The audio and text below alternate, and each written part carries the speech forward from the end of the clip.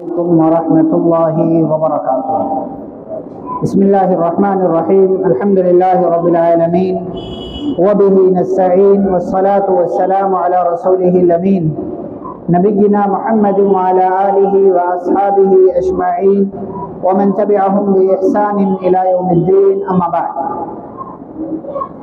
أعوذ بالله من الشيطان الرجيم. بسم الله الرحمن الرحيم. وَإِذْ قَالَ إِبْرَاهِيمُ رَبِّ اجْعَلْ هَذَا الْبَلَدَ آمِنًا وَاجْنُبْنِي وَبَنِيَّ أَن نَّعْبُدَ الْأَصْنَامَ. رب اشرح لي صدري ويسر لي أمري واحلل عقدة من لساني يفقهوا قولي. رب زدني علما. اللهم صل على محمد وعلى آل محمد كما صليت على إبراهيم وعلى آل إبراهيم إنك حميد مجيد. اللهم بارك على محمد وعلى آل محمد كما باركت على إبراهيم وعلى آل إبراهيم إنك حميد مجيد. محترم اسلامی بھائیوں، بزرگوں، نوجوانوں اور عزیز بچوں، آج کے ہمارے اس درس کا موضوع ہے، ٹاپک ہے ملک کی آزادی میں مسلم عوام کا اور علماء کا کردار۔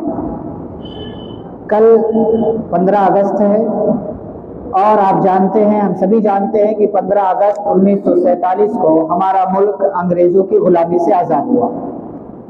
اس آزادی کے پیچھے کی کہانی کیا ہے اور آزادی کس طریقے سے اور کیسے ملی، پوری تاریخ کیا ہے، کن لوگوں نے قربانیاں پیش کی، اس حوالے سے ہمارا جاننا بھی ضروری ہے۔ اور اسی لیے اس درس کا سب سے اہم پوائنٹ یہ ہے، اس درس کی سب سے پہلی بات یہ ہے کہ اس ٹاپک پر ہمیں بولنے کی، آپ کو سننے کی ضرورت کیوں ہے۔ سب سے پہلی وجہ یہ ہے کہ ملک کے اندر بہت سی ایسی طاقتیں ہیں، تنظیمیں ہیں جو مسلمانوں کی قربانیوں کو ختم کرنے کی، مٹانے کی یا اسے بدلنے کی کوشش کر رہی ہے۔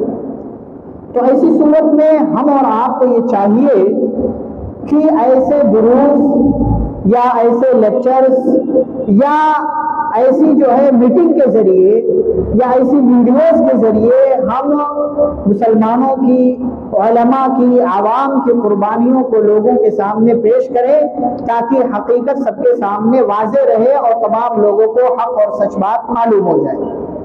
دوسری وجہ یہ ہے اس عنوان پر بولنے کی، اس لیے کہ جو نئی نسل ہے، بلکہ بہت سے بوڑھے بھی اب تو آزادی کے بارے میں انہیں معلوم نہیں، کیونکہ جو آزادی کے وقت چھوٹے تھے وہ تو چلے گئے، تقریباً ان میں سے تمام لوگ جا چکے۔ اکا دکا کوئی کسی علاقے میں ہو تو ہو جس کی عمر 90 سال یا 100 سال کے قریب ہو، اس کو ہو سکتا ہے تھوڑا بہت معلوم ہو، لیکن اس کے بعد کے جو بوڑھے ہیں، اس کے بعد کے جو عمر والے ہیں، ان کو بھی نہیں پتا۔ اس لیے بطور خاص نئی نسل کو، اپنے بچوں کو ہمیں یہ بتانے کی ضرورت ہے کہ ہمارے پرکھوں نے، ہمارے آبا و اجداد نے، ہمارے اسلاف نے اس ملک کے لیے کیسی کیسی کوششیں کی اور کیسی کیسی قربانیاں پیش کی ہیں۔ اور آج دیکھیں آپ، جو سلیبس میں کتابیں ہیں بچوں کے، ان میں سے بھی مسلمانوں کے ناموں کو یا مسلمانوں کی تاریخ کو مٹایا جا رہا ہے۔ اس لیے بھی ہمیں ضرورت ہے اس ٹاپک پر جاننے کی اور اس حوالے سے کچھ باتوں کو سننے کی۔ اگلی بات جو ہماری ہے اس درس کے حوالے سے وہ یہ کہ دیکھیں، ہمارا دین، ہمارا مذہب اتنا پیارا ہے کہ یہ ہمیں اس بات کی تعلیم دیتا ہے کہ جہاں رہو، جس علاقے میں رہو، جس جگہ رہو، اس علاقے کے لیے ہمیشہ خیر خواہ بن کر کے رہو، کبھی اس علاقے کا برا مت چاہو۔ یہ گویا کہ ہم یہ کہہ سکتے ہیں کہ وطن سے، علاقے سے محبت کرنے کی تعلیم ہمارا دین دیتا ہے۔ ابراہیم علیہ السلام جب مکہ میں پہنچے تو اس شہر کے امن و امان کے لیے اللہ تعالیٰ سے دعا کیا، کہا رب اجعل هذا البلد آمنا، اے میرے رب تو اس شہر کو امن و امان والا شہر بنا دے۔ اور پیارے رسول صلی اللہ علیہ وسلم مکہ میں پیدا ہوئے، مکہ میں رہے، وہیں جوان ہوئے، شادی ہوئی، وہیں نبوت ملی، اور وہیں پورا جو ہے زندگی کا ایک لمبا عرصہ 53 سال گزارا۔ لیکن جب مکہ والوں نے آپ کو پریشان کیا، ظلم و ستم کیا، اور آپ کو مکہ سے نکلنے پر مجبور کیا، تو آپ صلی اللہ علیہ وسلم مکہ سے جب نکل رہے تھے تو آپ صلی اللہ علیہ وسلم نے مکہ کی طرف نکاح کرتے ہوئے یہ جملہ اپنی زبان سے نکالا تھا، ما اطیبک من بلد واحبک الی، کہ اے مکہ تجھ سے زیادہ پاکیزہ، تجھ سے زیادہ پیارا، تجھ سے زیادہ محبت کرنے والا کوئی اور شہر میرے نزدیک نہیں، یعنی میں تجھ سے سب سے زیادہ محبت کرتا ہوں، تو سب سے پیارا شہر ہے۔ ولولا ان قومی اخرجونی منکی ما سکنت غیرک، اور اگر میری قوم کے لوگ مجھے یہاں سے نہ نکالتے تو میں تیرے علاوہ کسی اور جگہ رہنے کے لیے نہیں جاتا۔ یہ اس جگہ سے وفاداری، اس جگہ سے محبت تھی رسول اکرم صلی اللہ علیہ وسلم کی، جہاں آپ صلی اللہ علیہ وسلم پیدا ہوئے اور جہاں آپ نے اپنی جوانی کا اور اپنی عمر کا ایک لمبا عرصہ گزارا۔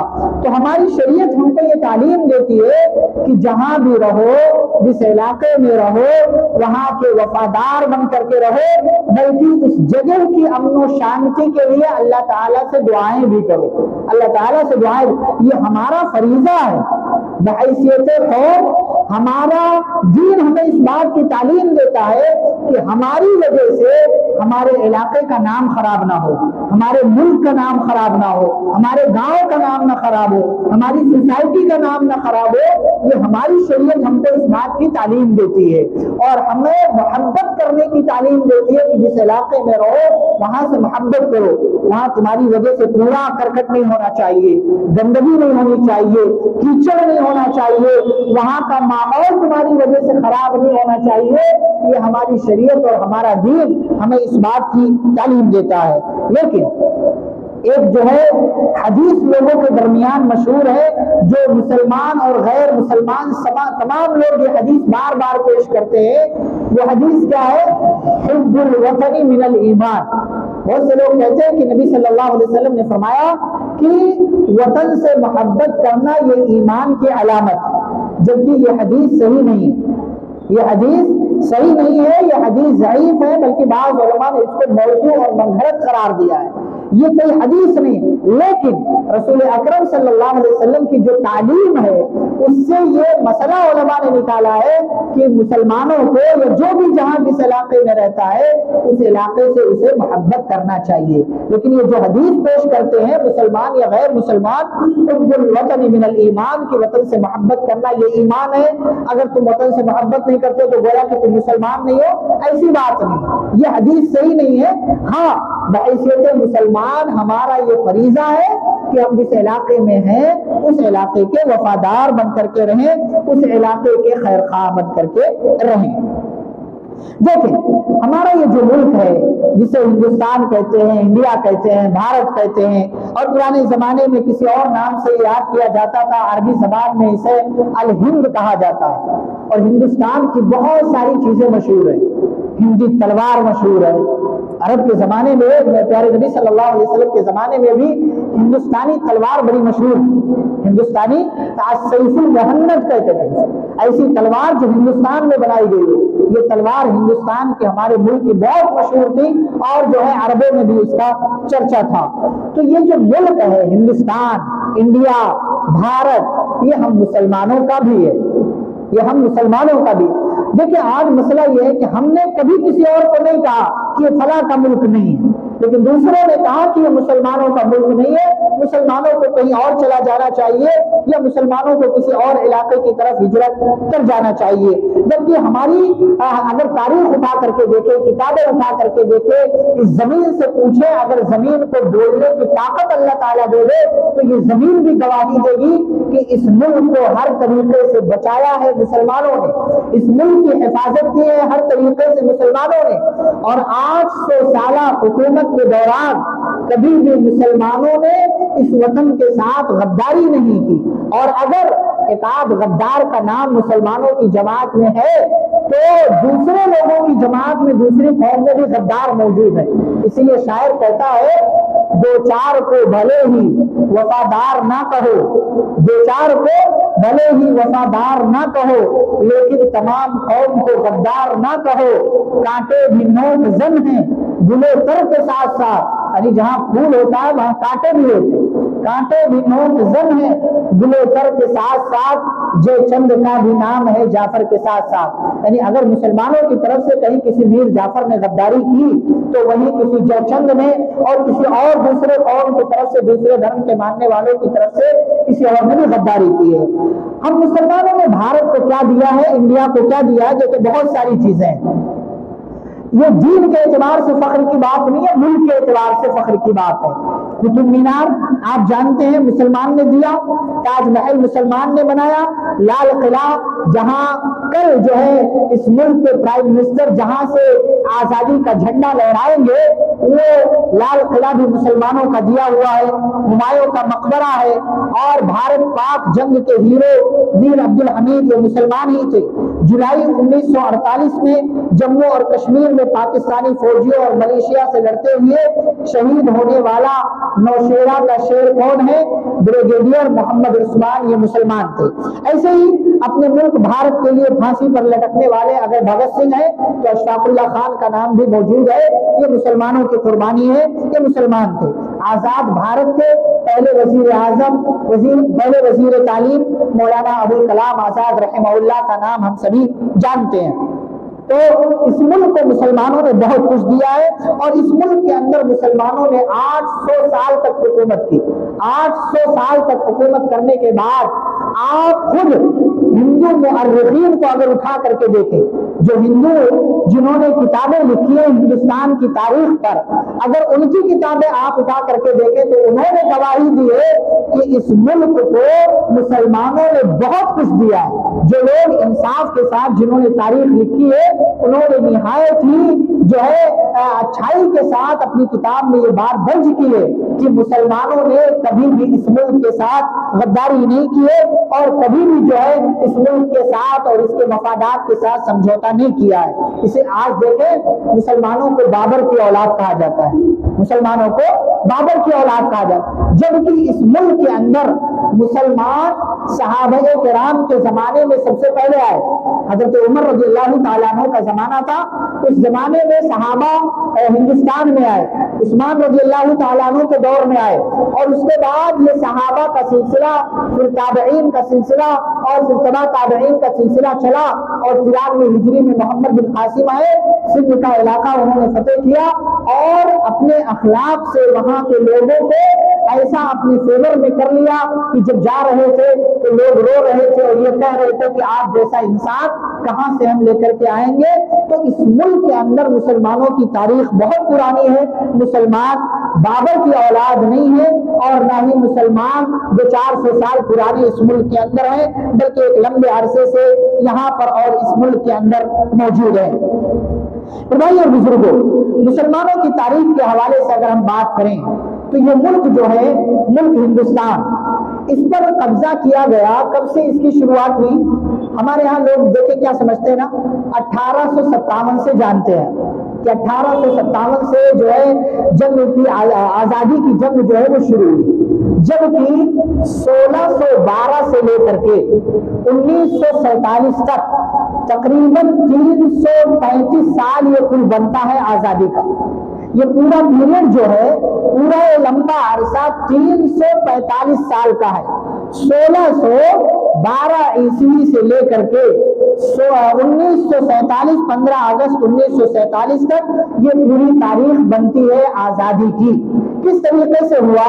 دیکھیں، انگریزوں نے 1600 عیسوی میں انگلینڈ کے اندر جسے آج کل برطانیہ کہا جاتا ہے، یہ UK کہا جاتا ہے، وہاں پر ایسٹ انڈیا کمپنی کی بنیاد رکھی 1600 عیسوی میں، اور پھر 1612 عیسوی میں تجارت کی غرض سے ہندوستان میں آئے، اور 1612 عیسوی میں آ کر کے یہاں اس وقت کے جو مغل بادشاہ تھے جہانگیر کا دور چل رہا تھا 1612 عیسوی میں، تو انگریز اسی مقصد سے آئے جو ایسٹ انڈیا کمپنی کے مالکان تھے، جو وہ کمپنی چلا رہے تھے، وہ لوگ آئے، ان میں سے کچھ لوگوں نے آ کر کے جہانگیر بادشاہ سے بات کی، اور جہانگیر کا جو دور ہے 1605 سے لے کر کے 1627 عیسوی تک 22 سال تک حکومت کی ہے جہانگیر نے اس ملک پر۔ تو 1612 عیسوی میں آئے انگریز اور جہانگیر بادشاہ سے مل کر کے ان لوگوں نے سفارتی تعلقات قائم کیا، یعنی ملنا جلنا شروع ہوا، اور اس کے بعد ایسٹ انڈیا کمپنی کے جو مالکان تھے ان لوگوں نے جہانگیر بادشاہ سے مل کر ہندوستان کے مشرقی ساحل یعنی جو ایسٹ کا جو علاقہ ہے مشرقی ساحل پر واقع، وہاں ایک شہر تھا مچھلی پٹنم نام کا، آندھرا پردیش میں یہ علاقہ ہے، وہاں پر مچھلی پٹنم نام کے شہر میں اپنی سب سے پہلی فیکٹری، اپنا سب سے پہلا گودام قائم کیا۔ کب؟ 1612 عیسوی میں۔ اس کے بعد مغل بادشاہ جہانگیر سے ہونے والے ایک تجارتی معاہدہ ہو گیا، ایگریمنٹ ہو گیا کہ بھائی ہم یہاں پر تجارت کریں گے، اور ہم سے یہ جو ہے معاہدہ ہو گیا، ایگریمنٹ ہو چکا۔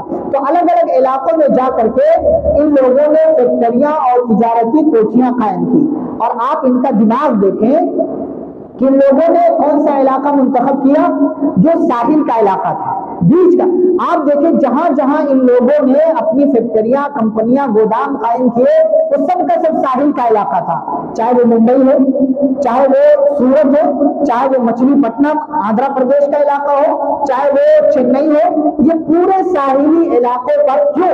اس لیے کہ مال لانا، لے جانا اور خطرے کی صورت میں فرار ہو جانا ان کے لیے آسان رہے، کیونکہ اس وقت جو دور تھا، جو زمانہ تھا، اس زمانے میں شپ جو ہے، پانی کا جہاز، یہی سب سے بڑا ذریعہ تھا آنے اور جانے کے لیے، ایک ملک سے دوسرے ملک ایکسپورٹ اور امپورٹ کا کاروبار کرنے کے لیے۔ تو جتنے ساحلی بڑے بڑے شہر تھے جیسے سورت، احمد آباد، آگرہ، مدراس یعنی چنئی اور بمبئی جیسے کئی علاقوں میں انہوں نے اپنی فیکٹریاں اور تجارتی کمپنیاں قائم کر لی۔ کمپنی میں کام کیا ہوتا تھا؟ زیادہ تر جو ہے کپاس، ریشم اور نیل، نمک، مسالہ بھی بہت پہلے سے انڈیا کا مشہور ہے۔ انڈیا سے زیادہ اچھا مسالہ کہیں اور نہیں ہوتا، یہیں سے جاتا ہے، اور ہمارے بھائی جب عمرہ کرنے کے لیے جاتے ہیں تو یہی انڈیا کا مسالہ باہر سے سعودی سے لے کر کے آتے ہیں، یہی کا مسالہ، یہیں سے چیزیں وہاں گئی ہیں۔ یہاں کے مسالہ سے زیادہ اچھا مسالہ ہر دور اور زمانے میں کہیں کا نہیں رہا۔ ایسے ہی سوتی اور ریشمی کپڑا اور چائے کی تجارت، یہ بڑی بڑی چیزیں تھیں، نمایاں چیزیں تھیں جس کا کاروبار ایسٹ انڈیا کمپنی کے مالکان اپنی کمپنیوں اور فیکٹریوں میں کرتے تھے۔ یہ زمانہ چلتے چلتے 1612 سے لے کر کے 1661 تک جب ہم پہنچے تو 1661 عیسوی میں یہ دور تھا اورنگزیب کا، اورنگزیب بادشاہ کا یہ دور تھا۔ اور یاد رہے اورنگزیب بادشاہ وہ بادشاہ ہے جس نے 50 سال تک حکومت کی تقریباً۔ اورنگزیب یہ جہانگیر کا پوتا ہے، اورنگزیب جہانگیر کا پوتا، 50 سال تک حکومت کی، اور 50 سال کے دوران حاکم، بادشاہ اور ذمہ دار ہونے کے باوجود ملک سے اپنے لیے کبھی کچھ نہیں لیا۔ لیکن آج دیکھیں اورنگزیب کا نام لے کر کے کتنے لوگوں کا پیٹ چل رہا، کتنے لوگوں کی دکانیں چل رہی ہیں۔ اورنگزیب کو گالیاں دینا، کیسے کھانا پینا کیسے ہوتا تھا؟ ٹوپی بنتے تھے اور قرآن کو اپنے ہاتھ سے لکھتے تھے۔ قرآن کو ہاتھ سے لکھنا، ٹوپی بننا، یہ دو ان کا اپنا نجی اور پرسنل کام تھا۔ اس سے جو آمدنی ہوتی تھی اس سے اپنا اور اپنے گھر والوں کا پیٹ وہ پالتے تھے، وہ کھاتے۔ 50 سال تک اور اتنے چالاک تھے، 1661 عیسوی میں جب ان کا دور تھا تو انہوں نے اور انگریزوں کے عزائم کو، ان کی سوچ کو، ان کے پلان کو بھانپ لیا، اور ان کی حرکتوں سے، ان کی ایکٹیویٹیز سے یہ سمجھ لیا کہ کہیں ایسا نہ ہو یہ لوگ ہمارے اس ملک پر قبضہ کر لیں۔ اسی لیے انہوں نے 1661 عیسوی میں انگریزوں کو ہندوستان سے بھگا دیا۔ کہا بھائی ہمارے ہاں کاروبار تم نہیں کر سکتے ہو، جو ہمارا تمہارا معاہدہ تھا اس معاہدے کو ختم کرتے ہیں، چلے گئے۔ اورنگزیب کا دور تھا 21 جولائی 1658 سے لے کر کے 3 مارچ 1707، یعنی 50 سال، 1658 سے 1707 تک۔ اور ہندوستان کا جو موجودہ نقشہ ہے نا، چاہے آپ اس میں پاکستان کو بھی ملا لیں اور جو ہے بنگلہ دیش کو ملا لیں، اس ہندوستان کا نقشہ اورنگزیب نے ہی تیار کیا تھا، اورنگزیب نے ہی تیار کیا تھا۔ افغانستان بھی اس میں شامل تھا، وہاں تک جو ہے انڈیا کی ہندوستان کی سرحد تھی۔ اور پھر جب بعد کا زمانہ آیا تو انگریز دوبارہ ہندوستان میں واپس آئے، اجازت لی، منت سماجت کیا، ریکویسٹ کیا، گزارش کی کہ بھئی ہماری کوئی نیت نہیں ہے، ہمیں بس تجارت کرنا ہے، ہمیں اجازت دی جائے۔ تو بادشاہ نے اجازت دے دی، اجازت مل گئی۔ اور اجازت ملنے کے بعد اب انہوں نے اپنا پاؤں کہاں جمایا؟ جو اس وقت ملک کی راجدھانی تصور کی جاتی تھی کلکتہ، وہاں پر ان لوگوں نے اپنا پاؤں پسارا اور وہاں پر کچھ زمینیں خرید کر اپنا فوجی قلعہ تعمیر کیا۔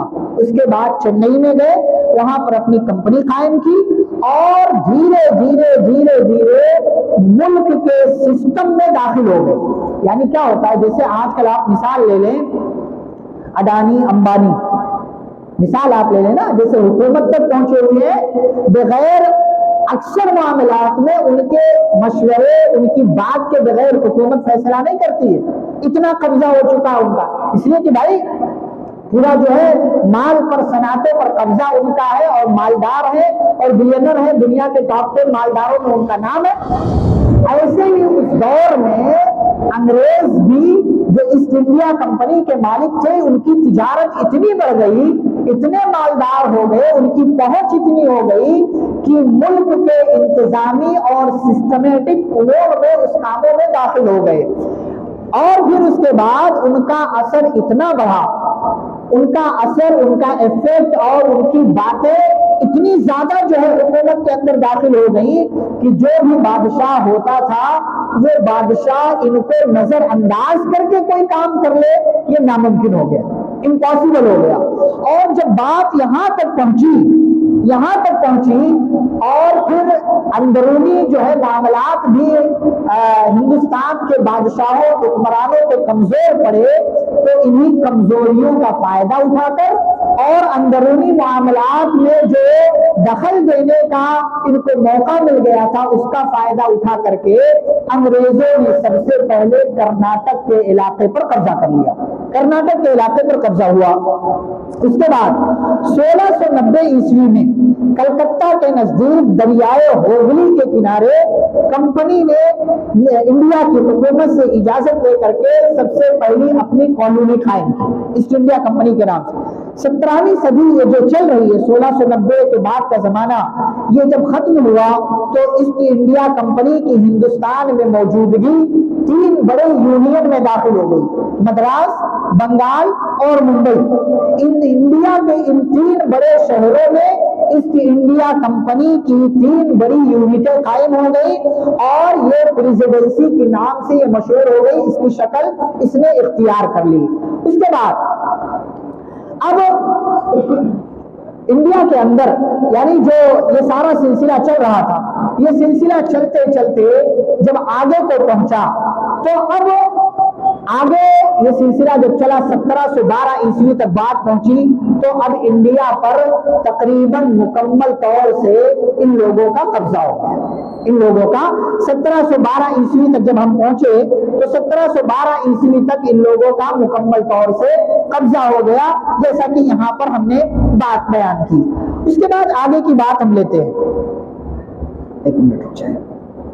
آگے کی بات یہاں پر جو ذکر کی گئی ہے کہ 1707 میں انگلستان 1690 کا عرصہ جب ختم ہوا، 1700 عیسوی جب ختم ہوئی، اس کے بعد 1707 کا زمانہ جب آیا، یعنی 18ویں صدی عیسوی شروع ہوئی، تو 1707 میں انگلستان اور اسکاٹ لینڈ میں پہلے کیا ہے انگلستان انگلینڈ کا علاقہ، اسکاٹ لینڈ ایک الگ ملک ہے، انگلینڈ ایک الگ ملک ہے۔ اس دور میں یہ دونوں ایک ہو گئے تھے، 1707 میں دونوں ایک ہو گئے۔ تو 1707 میں جب دونوں ایک ہوئے تو اس کمپنی کا نام بدل کر کے برٹش ایسٹ انڈیا کمپنی اس کا نام ہو گیا، یعنی اب اس میں برٹش کا نام بھی شامل ہو گیا، پہلے صرف ایسٹ انڈیا کمپنی تھا۔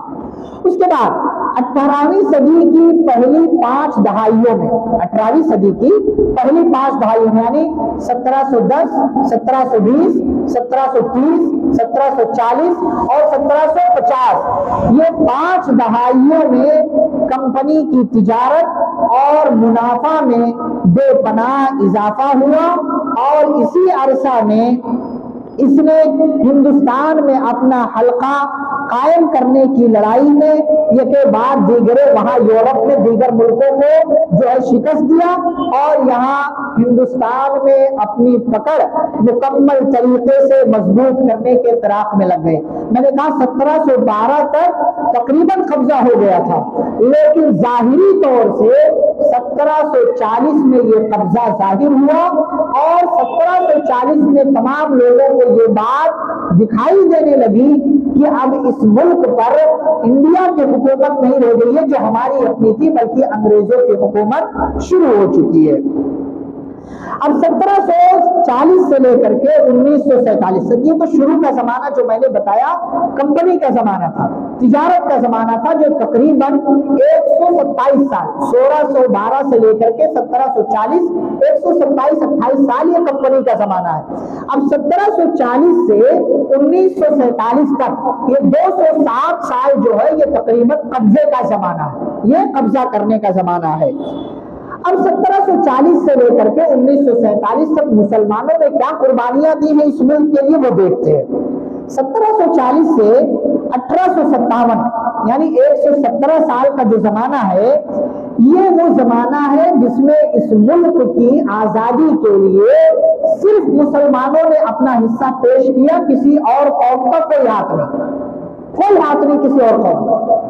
1740 سے 1857 تک، پھر 1857 میں جب غدر ہوا، جو جس نام سے مشہور 1857 غدر، اس نام کے بعد پھر دیگر قوموں کا، دیگر مذہب کے ماننے والے لوگوں کا حصہ اس کے اندر شامل ہوا، ورنہ 1740 سے 1857 تک یعنی 117 سال انڈیا کی آزادی کے لیے صرف مسلمانوں نے کوشش کی، کسی اور قوم کا کوئی ہاتھ نہیں تھا۔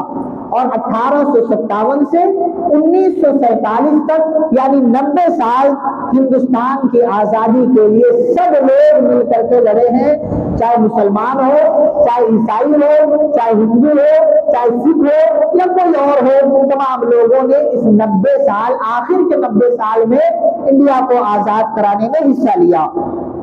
اب یہ سلسلہ کیسے آگے بڑھا وہ دیکھیے۔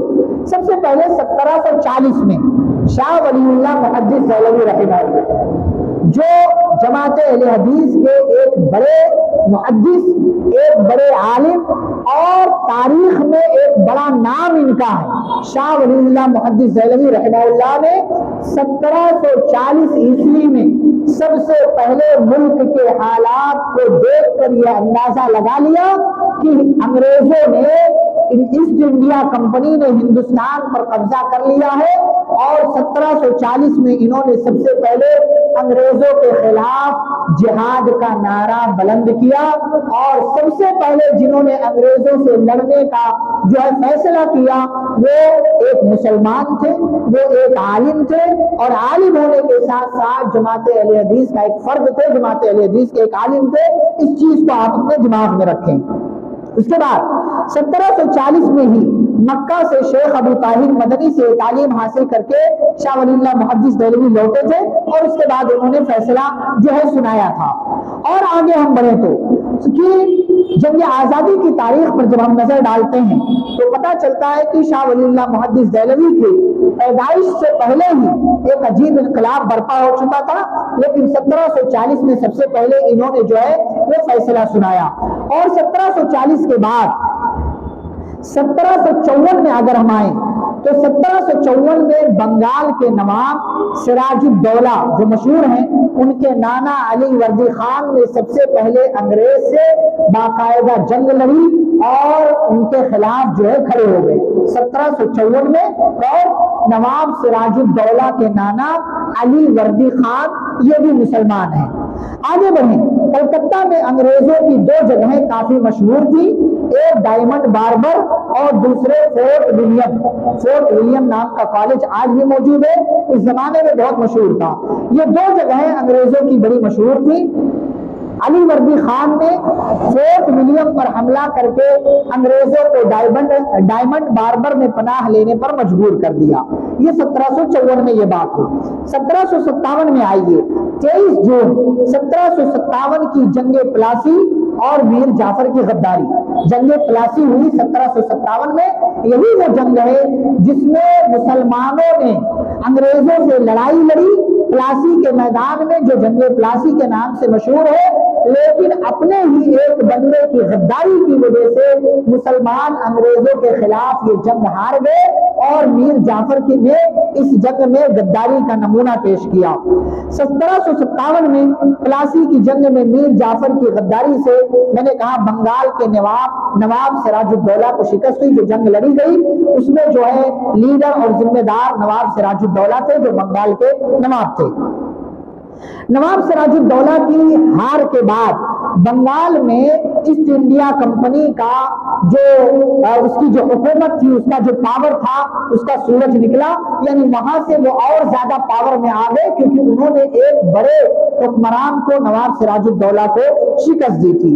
اس کے بعد آگے بڑھیں، 1764 عیسوی میں 22 اکتوبر 1764 کو بکسر کی جنگ ہوئی اور مغل بادشاہ شاہ عالم اودھ لکھنؤ کے نواب شجاع الدولہ اور بنگال اور بہار کے میر قاسم کو ان تمام جنگوں میں شکست کا سامنا کرنا پڑا۔ بکسر جو ہے یہ بہار کے اندر ہے، بہار کی راجدھانی پٹنہ سے 130 کلومیٹر دور گنگا ندی کے کنارے پر یہ شہر یا علاقہ واقع ہے۔ اس کے بعد آگے بڑھے 1799 میں آئے۔ یہ تمام جو ہے اس عرصے میں کسی نہ کسی علاقے میں چھوٹے بڑے پیمانے پر جنگیں ہوتی رہی، میں بڑی جنگوں کا آپ کے سامنے تذکرہ کر رہا ہوں۔ 1799 کا زمانہ آیا تو یہ وہ زمانہ ہے جو شیر میسور ٹیپو سلطان کا زمانہ ہے، اور اس سے پہلے ہی ٹیپو سلطان نے انگریزوں سے کئی موقعوں پر لوہا لیا اور انگریز ٹیپو سلطان کی قیادت، ٹیپو سلطان کی بہادری، ٹیپو سلطان کی شجاعت کا لوہا مانتے تھے کہ یہ بندہ جو ہے بڑا چالاک بھی ہے، بڑا پاورفل بھی ہے۔ 1799 میں شیر میسور مجاہد آزادی ٹیپو سلطان کو میر صادق کی غداری سے شکست ہوئی۔ 1799 میں ٹیپو سلطان اسی سال وہ شہید ہوئے، اور شہید ہوئے یعنی دین کے اعتبار سے میں نہیں کہہ رہا ہوں، لفظ کے اعتبار سے کہہ رہا ہوں۔ تو 1799 میں شیر میسور ٹیپو سلطان انگریزوں کے مقابلے میں آئے، لیکن میر صادق کی غداری کی وجہ سے وہ مارے گئے اور یہاں پر بھی مسلمانوں کو ہار کا سامنا کرنا پڑا۔ اس کے بعد 1803 کا زمانہ آیا۔ 1803 میں شاہ عبدالعزیز محدث دہلوی رحمہ اللہ، یہ شاہ ولی اللہ محدث دہلوی کے بڑے بیٹے ہیں جن کا تذکرہ میں نے کیا۔ سب سے پہلے انہوں نے انگریزوں کے خلاف جہاد کا اعلان کیا تھا، شاہ ولی اللہ محدث دہلوی۔ انہی کے بڑے بیٹے شاہ عبدالعزیز محدث دہلوی یہ بھی عالم ہے، اہل حدیث کے بڑے علماء میں ان کا نام آتا ہے۔ 1803 میں شاہ ولی اللہ محدث دہلوی رحمہ اللہ نے سب سے پہلے یہ اعلان کیا، آج ہمارا ملک غلام ہو گیا ہے، اس غلام ملک کو آزاد کرانے کے لیے ہر مسلمان پر جہاد کرنا یہ فرض ہے۔ یہ جو ہے اعلان کرایا شاہ عبدالعزیز محدث دہلوی رحمت اللہ علیہ نے۔ اس وقت کسی کو ہمت نہیں تھی، مدرسوں میں رہنے والے لوگ تھے، مدرسوں کو ختم کر دیا، یعنی مدرسے کو دھیرے دھیرے ختم کیا جا رہا۔ اس کے باوجود شاہ عبدالعزیز محدث دہلوی رحمہ اللہ نے اعلان کیا۔ 1831 کا زمانہ آیا، تحریک شہیدین مشہور تحریک ہے، بالا کوٹ میں یہ تحریک اس سے پہلے اٹھی تھی۔ یہ تحریک شاہ اسماعیل شہید اور سید احمد شہید رحمہ اللہ بالا کوٹ میں افغانوں کی غداری کی وجہ سے یہ شہید کیے گئے۔ انہی دونوں، یہ دونوں بھی عالم ہیں۔ شاہ اسماعیل شہید آپ جانتے ہیں توحید کی عقیدے کی ایک اہم کتاب تقویۃ الایمان انہوں نے لکھی ہوئی ہے، اور ایسے ہی سید احمد شہید، یہ دونوں مجاہد آزادی بھی ہیں، اہل حدیث عالم بھی ہیں، علماء میں ان کا نام ہے۔ ان دونوں نے تحریک شروع کی، تحریک شہید ہے، اس سے پہلے ان کی تحریک تھی، اور بالا کوٹ میں 1831 میں افغانوں کی غداری کی وجہ سے یہ تحریک بھی ختم ہو گئی، اور یہ تحریک بھی جو ہے اس کو ختم کر دیا گیا اور اس کو مٹا دیا گیا۔ اس کے بعد 1831 میں جیسا کہ میں نے کہا یہ تحریک ختم ہوئی، پھر 1857 کا زمانہ آیا۔ 1857 میں مغلیہ سلطنت کے آخری بادشاہ کون؟ بہادر شاہ ظفر۔ بہادر شاہ ظفر کی قیادت میں آزادی کی پہلی کرانتی نکلی، اور یہ 1857 کی جو ہے آخری مغل بادشاہ کی قیادت میں لڑی جانے والی جنگ تھی۔ بہادر شاہ ظفر کو پہلے دہلی میں ہمایوں کے مقبرے میں انگریزوں نے قید کیا، اور پھر بہادر شاہ ظفر کو زنجیر میں جکڑ کر برما کی راجدھانی رنگون منتقل کر دیا گیا، جہاں پر ان کا مشہور جو ہے انہوں نے شعر لکھا جو ان کی طرف منسوب ہے، لگتا نہیں ہے دل میرا اجڑے دیار میں، کس کی بنی ہے عالم ناپائیدار میں۔ اور اس کے بعد انہوں نے آگے لکھا، بلبل کو باغباں سے ہے نہ صیاد سے گلا، قسمت میں قید لکھی تھی فصل بہار میں، عمر دراز مانگ کے لائے تھے 4 دن، 2 آرزو میں کٹ گئے 2 انتظار میں، کتنا ہے بدنصیب ظفر دفن کے لیے 2 گز زمین بھی مل نہ سکی پورے یار میں۔ یعنی کہاں انڈیا کے تھے اور کہاں برما میں لے جا کر کے رنگون میں ان کو قید کیا گیا، اور پھر اسی حالت میں ان کا وہاں پر انتقال ہو گیا۔ تو یہ جو ہے 1857 تک، 1740 سے 1857 تک یہ وہ زمانہ ہے جس میں صرف مسلمانوں نے حصہ پیش کیا ہے، اس کے علاوہ کوئی اور قوم شامل نہیں۔ اگر کوئی یہ کہتا ہے کہ اس عرصے میں دوسری قومیں بھی شامل تھی تو ہو سکتا ہے انہوں نے انگلی کٹا کر کے شہیدوں میں نام لکھایا ہو، لیکن مجموعی اعتبار سے کوئی دوسری قوم آزادی کی اس پوری لڑائی میں 1740 سے 1857 اس 117 سالہ زمانے میں کوئی اور قوم، کوئی اور مذہب کے ماننے والے اس لڑائی میں، آزادی کی لڑائی میں شامل نہیں تھے۔ اس کے بعد ہم آگے بڑھتے ہیں۔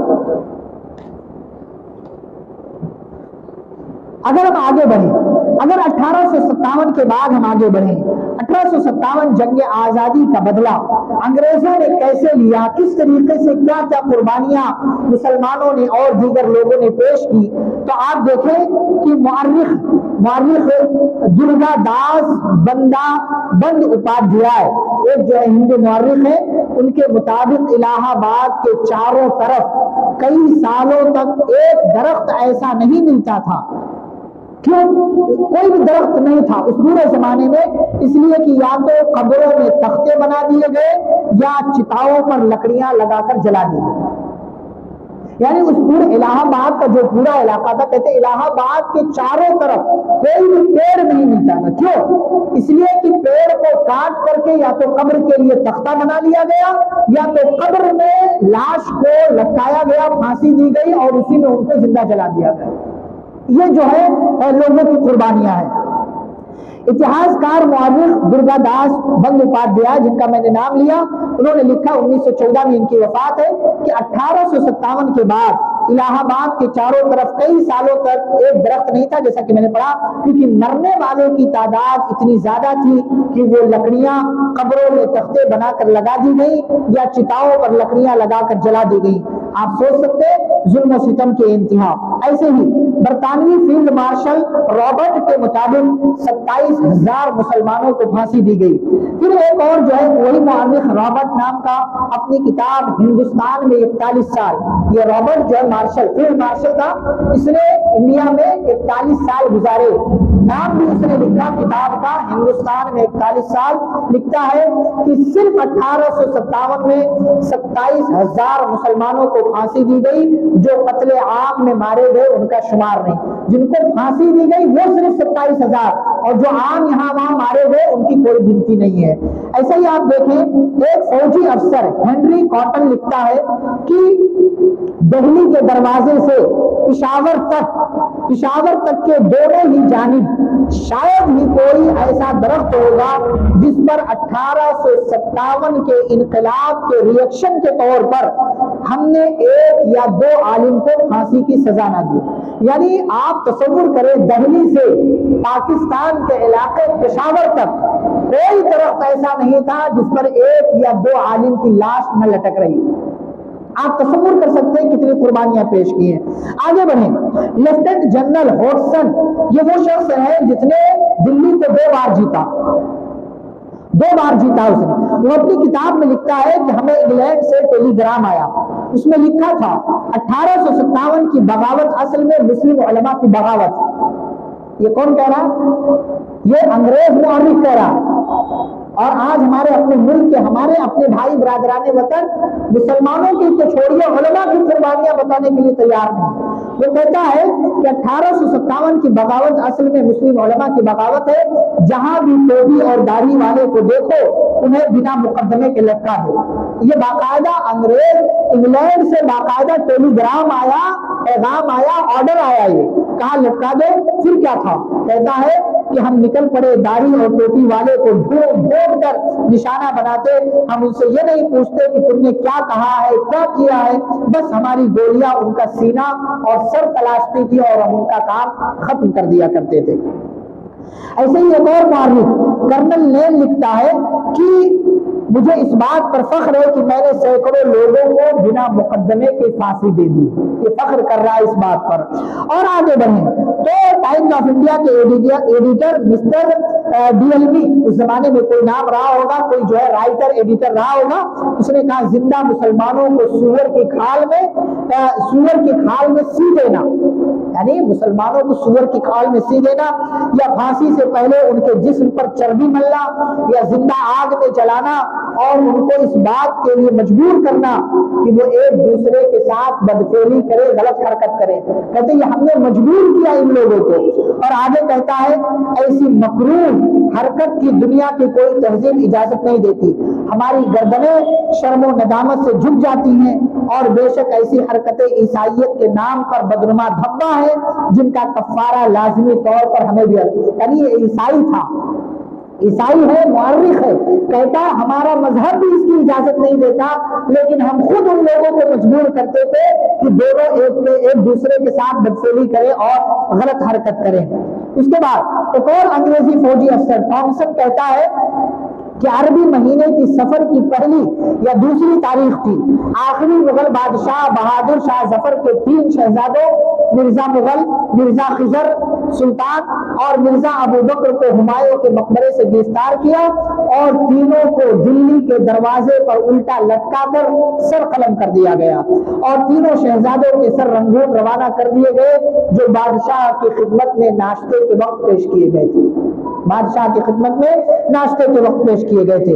ایسا ہی یہی ٹامسن اپنی ڈائری میں لکھتا ہے کہ ہم پھانسی دیتے وقت عام طور پر آم کے درخت اور ہاتھی کو استعمال کرتے تھے، یعنی ملزم کو ہاتھی پر بیٹھا کر درخت کے نیچے لے جاتے اور اوپر رسی ڈال کر ہاتھی کو ہٹا دیا کرتے تھے، یہاں تک کہ ملزم اس طرح تڑپتے اور جاکنی کی حالت میں اکثر اوقات انگریزی زبان کے 5 کا ہندسہ اور 8 کی دلچسپ شکل بنے۔ آپ سوچیں کہ بندہ ٹنگا ہوا ہو، ہاتھی پر ہو، پھر ہاتھی بھاگے، اس کی لاش، اس کی باڈی کتنے ٹکڑوں میں اور کیسے تقسیم ہوگی، یہ ہم صرف سوچ سکتے ہیں اور صرف جو ہے اس کا تصور کر سکتے ہیں۔ اس کے بعد آگے بڑھیں، کالا پانی کی سزا آپ جانتے ہیں، کالا پانی کی سزا اتنی زیادہ سخت کہ 4x6 کہہ لیجیے یا 4x4 کی کوٹری، جس کو کال کوٹری ہم اپنی زبان میں کہتے ہیں، کہ بندہ صحیح سے پیر نہیں پھیلا سکتا، اسی میں 2-2 3-3 لوگوں کو ٹھوس دیا جاتا تھا۔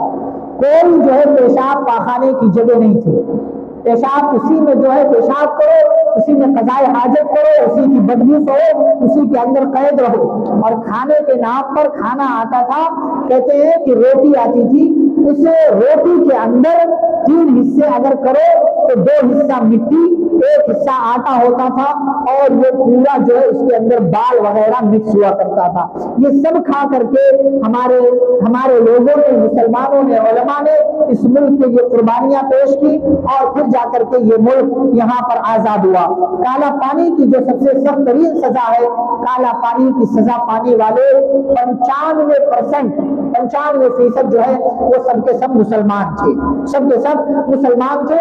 اور ایسے ہی بہت ساری پوری تاریخ ہے، آپ خالی دیکھتے جائیں، گنتے جائیں، کتابیں پڑھیں آپ اٹھا کر کے دیکھیں۔ اور ہندوستان جب آزاد ہوا تو مسلمانوں کی قربانیوں کو جاننے کے لیے صرف اتنا کافی ہے کہ پنڈت جواہر لال نہرو نے برملا یہ اعتراف کیا تھا کہ اگر پورے ہندوستان کے لوگوں کی قربانیوں کو ترازو کے ایک پلڑے میں رکھ دیا جائے اور صادق پور کے علماء کی قربانیوں کو ترازو کے دوسرے پلڑے میں رکھ دیا جائے تو علماء صادق پور کی قربانیوں کا پلڑا بھاری ہو جائے گا۔ صادق پور جسے پٹنہ کہتے ہیں، پٹنہ کا علاقہ ہے، اور اس علاقے میں پورے کوئی بھی اہل حدیث کے علاوہ کوئی اور نہیں، کوئی بھی اہل حدیث کے علاوہ کوئی اور نہیں تھا۔ تمام لوگوں نے، مسلمانوں نے، دوسری جماعت کے علماء نے قربانیاں پیش کی، چاہے وہ دیوبندی علماء ہو یا اس زمانے میں اور دیگر جو مسالک تھے، تمام مسالک کے علماء نے اپنا اپنا حصہ پیش کیا ہے۔ لیکن ہم جو ہے ایک جماعت سے تعلق رکھتے ہیں تو ہمیں یہ جاننا ضروری ہے کہ ہمارے علماء نے کیا قربانیاں پیش کی ہیں۔ اس حوالے سے چند باتیں، تفصیلات بہت ساری ہو سکتی ہیں، بس آپ کی آگاہی کے لیے۔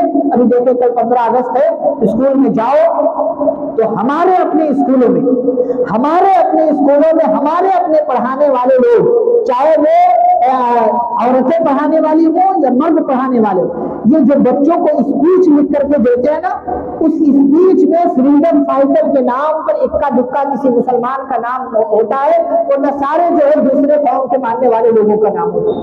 ہم اپنی تاریخ نہیں بیان کریں گے، کون بیان کرے گا؟ ہم اپنے علماء، اپنے عوام، مسلمانوں کی قربانیوں کا تذکرہ نہیں کریں گے، کون تذکرہ کرے گا؟ مولانا ابوالکلام آزاد، مولانا جو ہے محمد علی جوہر، مولانا جو ہے یحییٰ علی، پورے لمبی فہرست ہے مسلمانوں کی، علماء کی، اس میں بھی دیوبند کے علماء کی، اہل حدیث علماء کی، اور پھر اس کے پیچھے کی پوری تاریخ ہے۔ ضرورت اس بات کی ہے کہ ہم جانیں کہ آزادی ایسی نہیں ملی، اور آزادی کی اس نعمت کی قدر کریں۔ اور آج جو اس دور میں ملک کا ماحول بگڑ رہا ہے، یا کچھ فرقہ پرست طاقتیں یا گودی میڈیا اس کو بگاڑنے کی کوشش کر رہی ہے، ضرورت اس بات کی ہے کہ ہم اچھی باتوں کا پرچار کریں، اپنے لوگوں کی قربانیوں کو پھیلائیں۔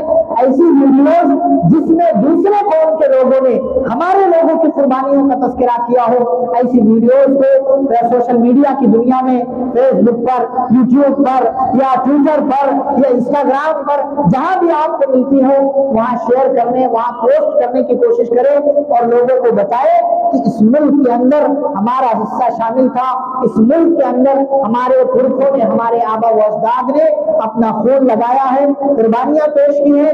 بلکہ اگر تاریخ اٹھا کر کے دیکھو تو مسلمانوں کی قربانیوں کا گراف دوسرے قوموں کے لوگوں کی قربانیوں کے گراف کے مقابلے میں کہیں اوپر ہے، کہیں زیادہ اوپر ہے۔ تم تاریخ بدلو، تم کتابیں ہٹاؤ، تم سلیبس کو چینج کر دو، لیکن اس ملک کی آزادی کی تاریخ میں مسلمانوں کا حصہ تھا، کل بھی، آج بھی ہے، آئندہ بھی رہے گا۔ مسلمان غدار نہیں ہوتا، مسلمان وفادار ہوتا ہے، اور مسلمان جہاں رہتا ہے اس علاقے کے لیے ہمیشہ خیر خواہ بن کر کے رہتا ہے۔ ساتھ ہی ساتھ ایک آخری بات کہ ہم اور آپ کو چاہیے، اس ملک میں ہم رہتے ہیں، آزاد ملک ہے، جمہوری ملک ہے، ڈیموکریسی والا ملک ہے، ہمیں چاہیے کہ ہم اس ملک کے آئین، اس کے قوانین کو پڑھیں، تاکہ جانے کہ اس ملک میں ہمارے رائٹس کیا ہے، ہمارے حقوق کیا ہیں۔ جب تک حق کو نہیں پہچانیں گے تب تک آپ اپنا حق دوسرے لوگوں سے صحیح طریقے سے نہیں لے سکتے۔ اللہ رب العالمین سے دعا ہے اللہ ہمارے اس ملک کو امن و شانتی والا ملک بنائے، اللہ رب العالمین ہم سب کی حفاظت فرمائے، اور اللہ جو تاریخ کو ختم کر رہے ہیں، مٹا رہے ہیں، اللہ تعالیٰ انہیں صحیح سمجھ عطا فرمائے۔ اللہ جب تک دنیا میں زندہ رکھے، اسلام اور ایمان پر زندہ رکھے، خاتمہ تو خاتمہ بالخیر ہو۔ وصلی اللہ تعالی علی نبینا محمد وعلی آلہ وصحبہ اجمعین برحمتک یا ارحم الراحمین۔ سبحانک اللہم وبحمدک، اشہد ان لا الہ الا انت، استغفرک واتوب الیک۔ السلام علیکم ورحمۃ اللہ وبرکاتہ۔